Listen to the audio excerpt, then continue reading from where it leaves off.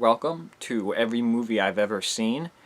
Today, the movie that I'm going to be talking about is 28 Weeks Later. I'm sure I'm never going to mess up that title.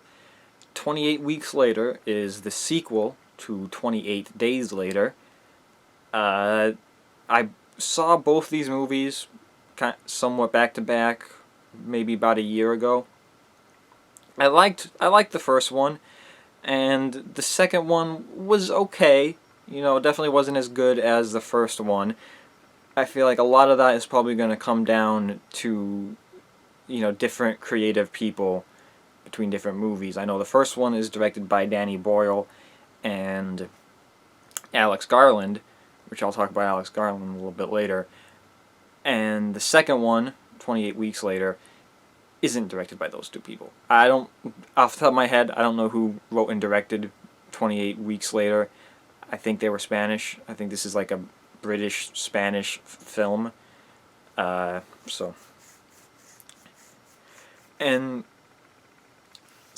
This movie, like I said, it was okay. There were definitely things that I liked about it, and not really anything that I didn't like about it, but anything that I didn't like was just more kind of lackluster, in my opinion. The cast is good. You got a lot of good people in there. Robert Carlyle is a very underrated actor. And then you have, again, Jeremy Renner, my second Jeremy Renner movie, Rose Byrne. There's Harold Farino from Lost, he plays Michael. I think you even have Idris Elba in a small role. I wonder if that's one of his earlier roles, if he had done Luther at this point. I don't know. I'm not too well versed in my Idris Elba, mythology or filmography, I guess would be the better word, since he is a real person. It's weird thinking about now, there's not really a lead in this movie. You couldn't really call it like a Jeremy Renner film, like Wind River was a Jeremy Renner film, because I don't know if I would consider Jeremy Renner the lead in this. I wouldn't even really consider Robert Carlyle the lead, because, stuff happens with his character, halfway through. I mean, maybe you consider Rose Byrne the lead, and she just doesn't get lead billing because she's a woman and that's what they do to women in film, apparently. I mean, maybe the kids even, but it's, you wouldn't make the kids the lead in Jurassic Park, even though the kids in Jurassic Park are in it through the whole movie. It's like the kids in this are, in it throughout. So I don't know who you would consider the lead. It wasn't Idris Elba either. Idris Elba was just like some random military guy overseeing the whole thing. And, the situation kind of got screwed up there real quick. Almost similar to Jurassic Park, in where it seems, with 28 Weeks Later, it seems like they've really tried to, cross all the T's and dot all the I's, and they had what seemed like a pretty decent solution or prevention in place to stop another zombie outbreak, but it just something they didn't account for. They didn't know that there would be a freaking carrier. I think that's what they called the carrier, because that's Robert Carlyle's wife and son are both carriers, because they have different colored eyes. Are they carriers because they have different colored eyes, or do you just realize that the son is a carrier because he genetically has, is similar to his mother? I think it would be kind of silly if everybody with heterochromatia, whatever it's called, is immune to the rage virus, I believe it's called. And don't go around messing with random monkeys in laboratories. That just seems foolish to me. It's always monkeys in labs that cause problems. First, monkeys in labs, you got 28 Weeks Later, Dawn of the Planet of the Apes. Just don't go for it. I mean, it never ends well.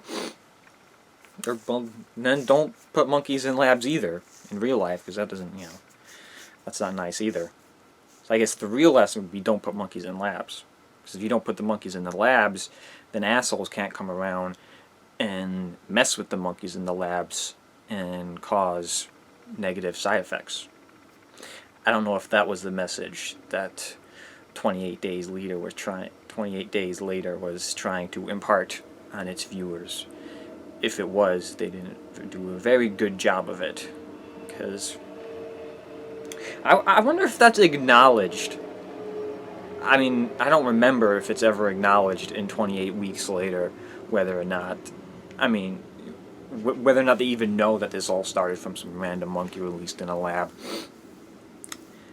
I would, of course, like to see a sequel to this at some point. I know there's been a lot of talk about 28 months later, and boy, it's just getting harder and harder to keep them apart. But 28 months later, honestly, you wait a couple years, you could probably do 28 years later. You know, just skip the months and be more realistic. I would like it if they brought back Cillian Murphy's character, because I've always liked Cillian Murphy. He's another good actor. And I mentioned Alex Garland, and I just recently looked at, you know, Danny Boyle compared to Alex Garland, and you know, Danny Boyle's done some good stuff. He did like Slumdog Millionaire and other films. I think he did. Did he do Trainspotting? Potentially. I don't know, but I look at Alex Garland. He's kind of like a hot ticket right now, having just done Ex Machina and Annihilation. I would be in favor of Alex Garland writing and directing a 28 months / years later sequel to this.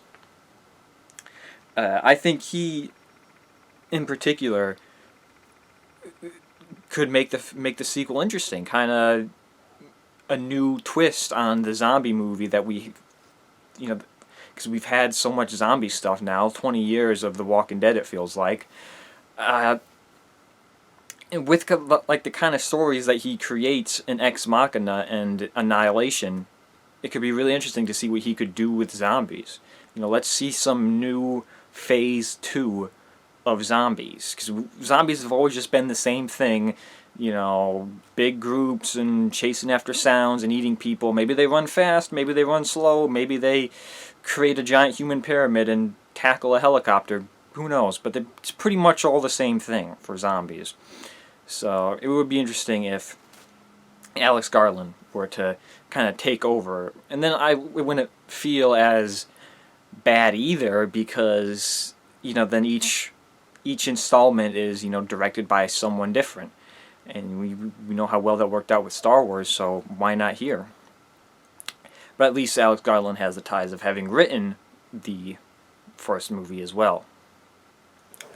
So I would like to see it. I would be interested in seeing what could happen. I feel like there's been a lot of behind the scenes stuff that's been delaying this. I feel like Danny Boyle wants to make another one, and maybe there's like some legal stuff going on. I'm sure I read about it back in the day when I first watched it, but I don't remember at this point.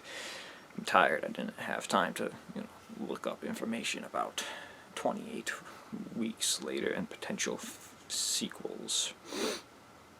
But yeah, 28 Weeks Later was okay. It didn't feel as low budget as the first one, and that low budget made it feel grittier and more human. So this one maybe felt more corporate and inhuman. I don't know.